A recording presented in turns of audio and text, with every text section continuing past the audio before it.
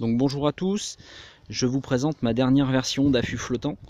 Je vous avais présenté sur Facebook l'état d'avancement, les toutes premières images donc de l'affût. À l'époque, il n'y avait que les arceaux et puis le polystyrène extrudé.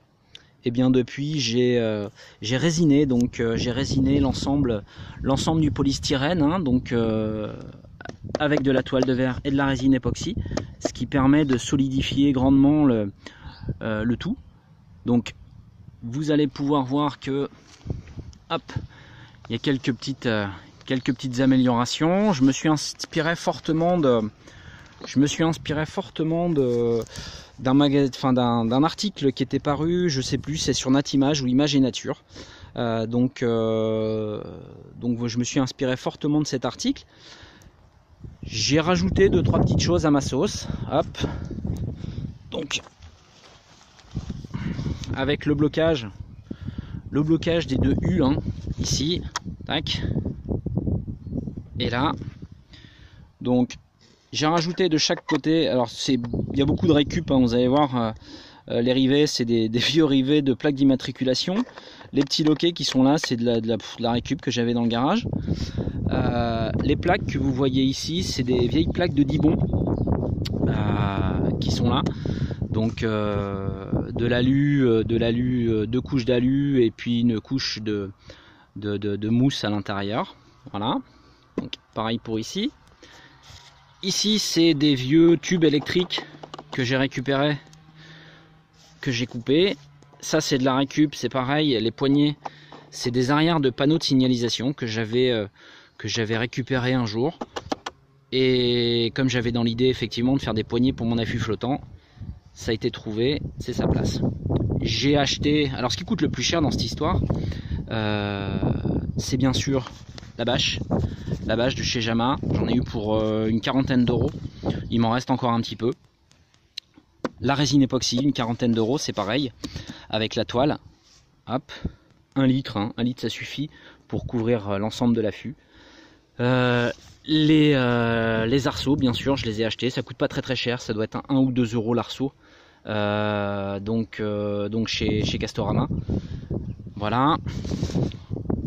Ici, ça c'est une base je crois que c'est une base de colonne courte Manfrotto que j'avais à l'époque où j'avais un trépied Manfrotto. Donc j'avais récupéré la colonne courte, donc vous voyez, hop, hop, hop, 3 petites vis, ça tient, on peut s'appuyer dessus, il n'y a pas de souci, ça tient largement. Ce que j'ai acheté également, hein, c'est tout ce qui est boulonnerie. Oh, j'ai acheté 3 tiges d'1 mètre, avec les boulons qui vont bien, ça m'a pas coûté grand chose non plus chez Casto. Donc voilà. Hop, quand on le referme cet affût, il a la fenêtre qui va bien devant, donc hop, avec le bouchon d'objectif, hein. Tac.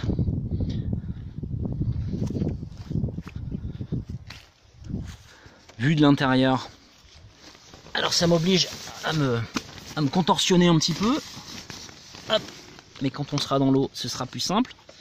Donc il me reste 2-3 petits points de couture à faire pour éviter que la bâche ne baille un peu trop.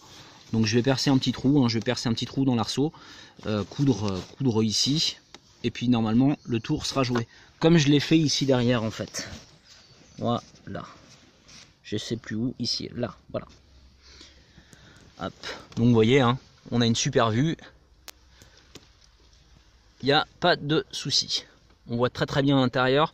La bâche est relativement sombre. Donc ce qui fait je pense que les piafs ne me verront pas. Donc c'est assez sympa. Voilà. Alors maintenant on va déplier l'affût. Et le transport c'est pareil, hein, le transport est super aisé. Donc tac, des petites goupilles qui permettent au système de fermeture de rester en place.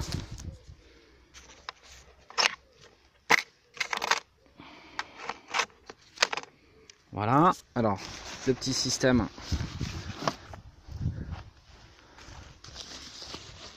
que j'ai trouvé également pour maintenir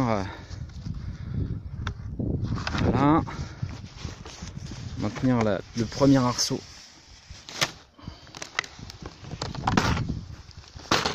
Et voilà. Donc vous voyez, super léger, hein, je sais pas, je l'ai pas pesé. Il pèse quoi, allez, 3-4 kg, 4-5 kg peut-être. Et donc je vais certainement me fabriquer une bretelle que je vais mettre de chaque côté. Et comme ça, je vais pouvoir le porter à l'épaule. Vous voyez, il est nickel. Super, il m'arrive à peu près à mi... l'affût en lui-même arrive peut-être à peu près au niveau du genou. Et puis la bâche ici descend un petit peu plus bas. Voilà.